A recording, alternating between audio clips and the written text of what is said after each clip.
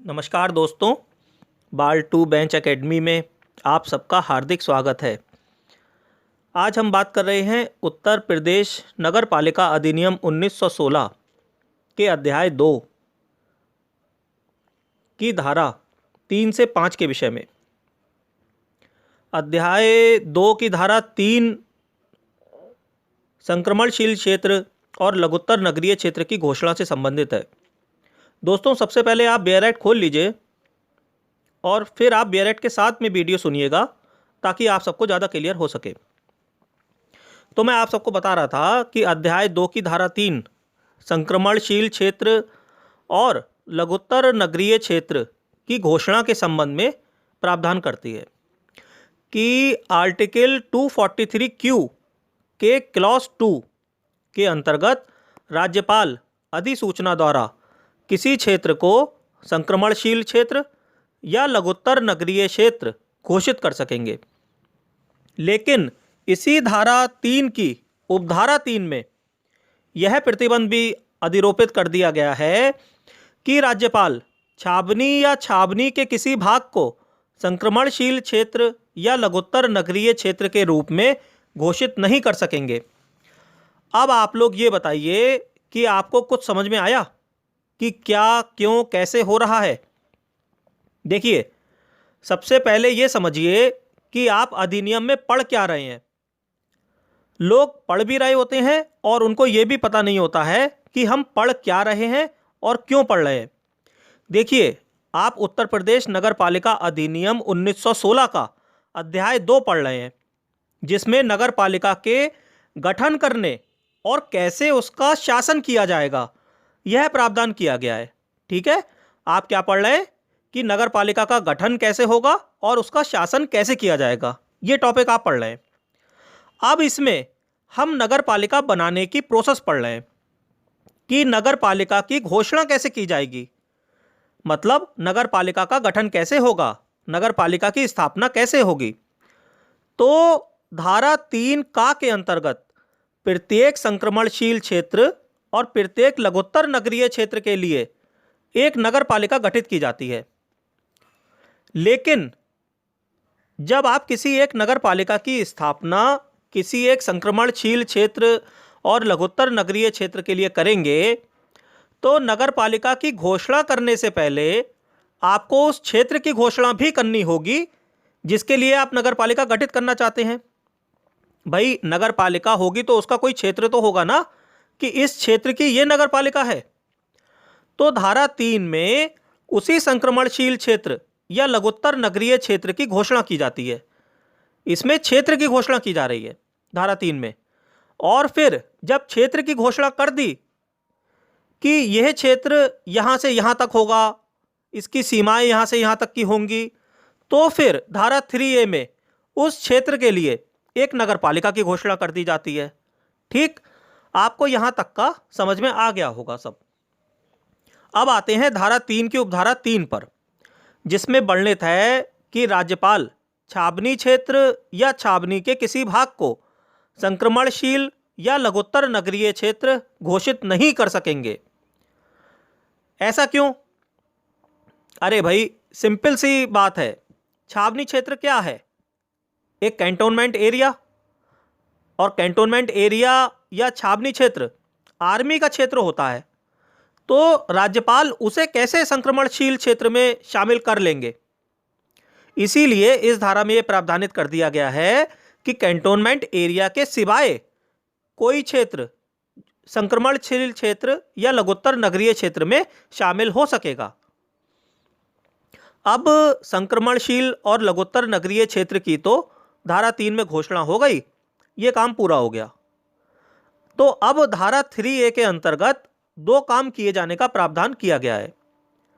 पहला क्या कि जो संक्रमणशील क्षेत्र घोषित होंगे तो उनके लिए जो नगर पालिका गठित की जाएगी उसे नगर पंचायत के नाम से पुकारा जाएगा। और दूसरे जो क्षेत्र लघुत्तर नगरीय क्षेत्र घोषित होंगे उनके लिए गठित नगर पालिका को नगर पालिका परिषद यानी कि म्युनिसिपल काउंसिल पुकारा जाएगा। तो संक्रमणशील क्षेत्र के लिए जो नगर पालिका घोषित होगी उसका नाम होगा नगर पंचायत, और जो लघुत्तर नगरीय क्षेत्र के लिए नगर पालिका घोषित होगी उसका नाम होगा नगर पालिका परिषद, यानी कि म्यूनिसिपल काउंसिल। अब आप लोग ये बताइए कि क्या आपको यह सब टर्मिनोलॉजी क्लियर हुई कि संक्रमणशील क्षेत्र क्या है, लघुत्तर नगरीय क्षेत्र क्या है, नगर पंचायत क्या है, नगर पालिका परिषद क्या है, या अभी भी कुछ डाउट है कि क्वेश्चन को आप समझा नहीं पाएंगे या एग्जाम में लिख नहीं पाएंगे? तो मैं आपको और क्लियर कर देता हूं।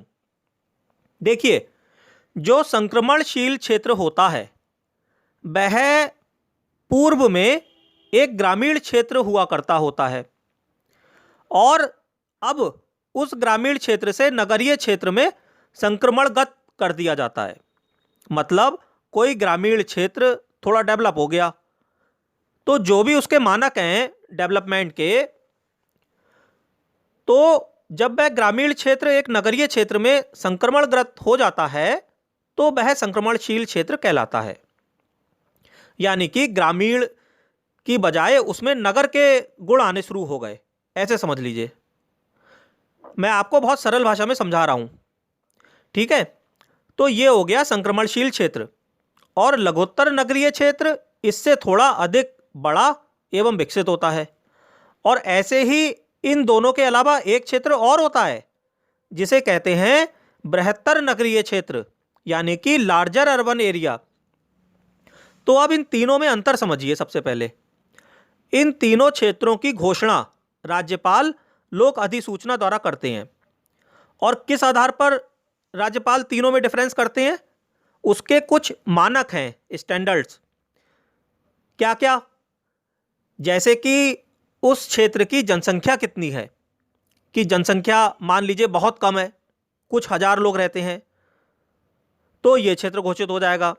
किसी क्षेत्र की जनसंख्या काफ़ी अधिक है कि 50,000, लाख, 2 लाख, 3 लाख है, तो ये क्षेत्र घोषित हो जाएगा। फिर उस क्षेत्र में जनसंख्या की सघनता यानी कि डेंसिटी ऑफ द पॉपुलेशन कितनी है, इसको ध्यान में रखते हैं।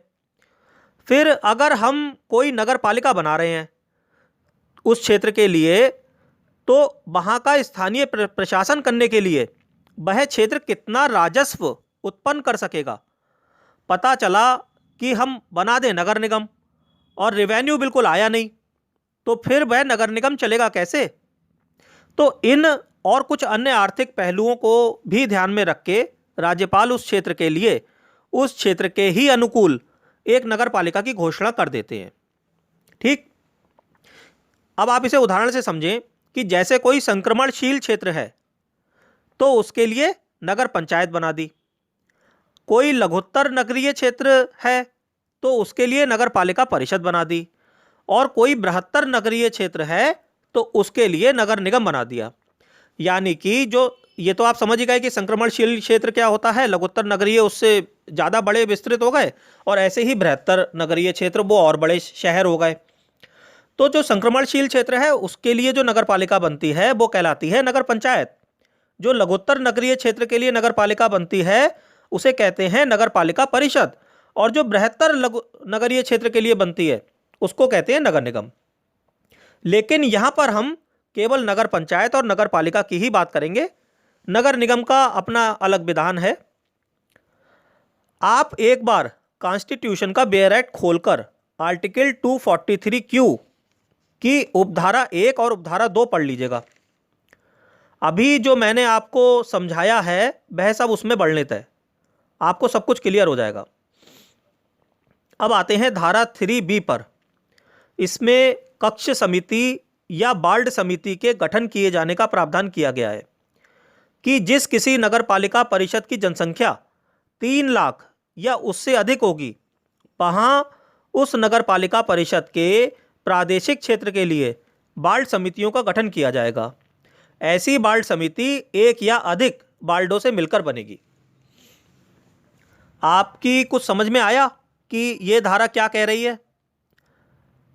आपने देखा भी होगा ये तो कि विभिन्न नगर पालिकाओं का एक एरिया होता है और उस टोटल एरिया को डिफरेंट वार्ड्स में डिवाइड कर दिया जाता है।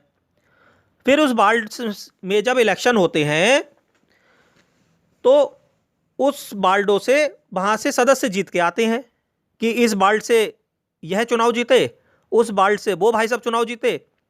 तो इन्हीं बाल्ड्स की समस्याओं का निराकरण करने के लिए और उसमें विकास कार्य करने के लिए एक बाल्ड समिति बना दी जाती है। तो अब जब बाल्ड समिति बन गई तो इस बाल्ड समिति में होगा कौन कौन, इसकी संरचना क्या होगी? भाई, एक तो जो व्यक्ति उस बाल्ड से चुनाव जीता वह नगर पालिका परिषद का सदस्य, इसका भी सदस्य होगा समिति का। दूसरे 10 से अनधिक अन्य सदस्य होते हैं जिन्हें नगर पालिका प्रशासन का विशेष ज्ञान या अनुभव होता है और वे लोग नाम निर्दिष्ट किए जाते हैं। और इसमें एक बात ध्यान रखने की यह है कि इनमें कम से कम 1/3 स्थान महिला सदस्यों के लिए आरक्षित होते हैं। फिर उस समिति का एक अध्यक्ष होता है और उस नगर पालिका का जो एग्जीक्यूटिव ऑफिसर होता है उसके द्वारा प्राधिकृत उस नगर पालिका परिषद का समूह ग का एक कर्मचारी उस बाल्ड समिति का सचिव होता है। सचिव कौन हुआ? जो उस नगर पालिका का एग्जीक्यूटिव ऑफिसर होता है वो एक अपने क्लर्क को, जो समूह ग ग्रुप सी का एक कर्मचारी होता है, उसको ऑथोराइज कर देता है, तो वो बाल्ड समिति का सचिव बन जाता है। अब आते हैं धारा 4 पर। धारा 4 खाली ये बतलाती है कि धारा 3 में जो संक्रमणशील क्षेत्र और लघुत्तर नगरीय क्षेत्र की घोषणा करने की अधिसूचना जारी करने से पहले राज्यपाल को एक काम करना होगा। यानी कि जो धारा 3 में घोषणा की गई संक्रमणशील क्षेत्र घोषित करने की, उसे घोषित करने से पहले राज्यपाल महोदय को एक कार्य करना होगा। वो क्या? कि जो अधिसूचना वो जारी कर रहे हैं उस प्रस्तावित अधिसूचना का एक हिंदी प्रारूप नोटिस के साथ उस क्षेत्र के समाचार पत्र में प्रकाशित करवा दिया जाएगा और उसे डीएम के ऑफिस में चिपकवा दिया जाएगा और उस क्षेत्र में एक या अधिक स्थानों पर भी चिपकवा दिया जाएगा ताकि पब्लिक की नॉलेज में आ जाए। तो ये बात धारा 4 कहती है। अब आते हैं धारा 5 पर। धारा 5 में यह बताया गया है कि जब राज्यपाल की अधिसूचना द्वारा किसी क्षेत्र को संक्रमणशील क्षेत्र या लघुत्तर निकाय क्षेत्र में सम्मिलित कर लिया जाता है तो उसके इस प्रकार सम्मिलित किए जाने का क्या क्या प्रभाव होगा? तो इसका प्रभाव इतना होगा कि वह क्षेत्र अब उन सभी अधिसूचनाओं, नियमों, विनियमों, उपविधियों, आदेशों और निर्देशों के अधीन हो जाएगा जो इस अधिनियम में या किसी अन्य संबंधित अधिनियम के अधीन जारी किए जाएंगे। भाई, सीधी सी बात है, एक नगर पालिका बन गई तो अब जो नगर पालिका से संबंधित कानून है वो तो उस पर लागू होगा ना। जैसे नगर पालिका बन गई तो उस पर नगर पालिका अधिनियम लागू हो जाएगा और नगर पालिका अधिनियम के साथ ही साथ जो नगर पालिका से संबंधित अन्य अधिनियम भी होंगे जो नगर पालिकाओं पर लागू होते होंगे वो सब लागू हो जाएंगे। तो यही बात ये कह रहे हैं कि इसका प्रभाव ये होगा कि वह क्षेत्र अब उन सभी अधिसूचनाओं, नियमों, विनियमों, उपविधियों, आदेशों, निर्देशों के अधीन हो जाएगा जो इस अधिनियम में या किसी अन्य अधिनियम में जारी किए जाएंगे। बस सीधी सी बात है। तो दोस्तों, मैं आशा करता हूं कि आपको मेरा आज का वीडियो पसंद आया होगा। अगर आप सबको मेरा वीडियो अच्छा लगा हो तो कृपया मेरे वीडियो को लाइक करें, मेरे चैनल को सब्सक्राइब करें और इसे आप अन्य विद्यार्थियों को शेयर अवश्य करें। देखिए, मैं आप लोगों के लिए बड़ी मेहनत से वीडियो बनाता हूं और निस्वार्थ भाव से आपकी सेवा करता हूं, तो यही सेवा आपको भी करनी है। आपको इसे अधिक से अधिक विद्यार्थियों तक पहुंचाना है। मैं ईश्वर से कामना करता हूं कि आप सब अपने लक्ष्य में सफल हों। धन्यवाद।